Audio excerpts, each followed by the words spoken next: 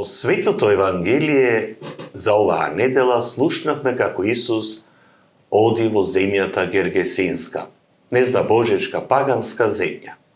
И не се плаши од луѓето кои не го познаваат Бога, туку напротив сака и ним да им ја донесе радосната вест. Не се плаши од отпорот на кој можеби и ќе наиде, од темнината, од гревовите.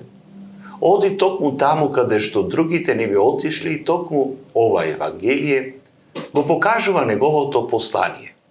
Сака да го донесе спасението на сите, без никаков исклучок. Кога пристигнува во таа земја, Исус се среќава со двајца бесомачни луѓе.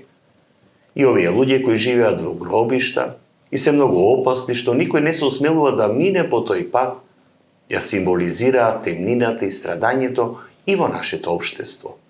Затоа земјата на гергесинците може да се поистовети и со нашата современа реалност, општество кое се соочува со многу темни страни и гревови.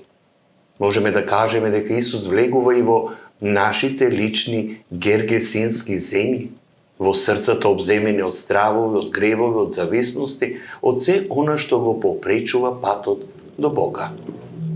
Но Исус, со своето присуство и слово, го расчистува патот. Демоните треперат пред неговата сила и многу добро знаат кој е Исус и се плашат од неговата моќ.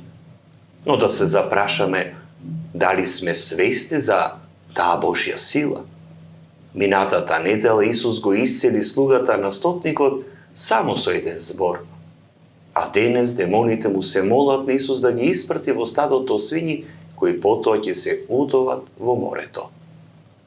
А градот, наместо да ги отвори портите за Спасителот, а луѓето своите срца, тие го замолуваат Исус да си замине. Зошто?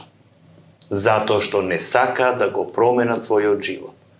Материјалната загуба, удавените свињи им е поважно од луѓето кои беа спасени.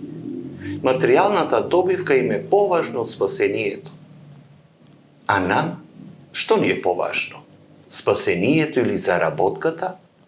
Дали има ситуации во животот кога сме го изгониле Исус од нашиот живот заради заработка? Но зарем крадењето на вагата не е и гонење на Исус заради заработка? Кога не ја даваме заслужената плата на работникот, зарем не го гониме Исус заради заработка? Зарем не го гониме Исус кога работиме во недела? Ова Евангелие не прашува каков е нашиот однос кон Христа.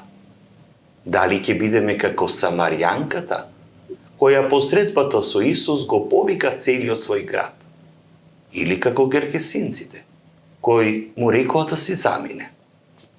Дали сме подготвени да дозволиме Исус да влезе во нашите мрачни делови на душата, во нашите скриени гревови, за да ги исцелува, па и по цена на материјална загуба. Евангелието денес не прашува ќе бидеме ли храбри како Самарјанката да го промениме животот и да тргнеме по Исус, или ќе бидеме како гергесинците и ќе го замолиме да си замине, бидејќи сакаме да останеме да живееме во својата грешност. Би било убаво од срце да можеме да кажеме: дојди Господи во мојот живот, промениме, водиме по патот на спасението. Да не дозволиме да си замина од нас, да го молиме да остане и да не води по патот до Царството Божјо. Амин.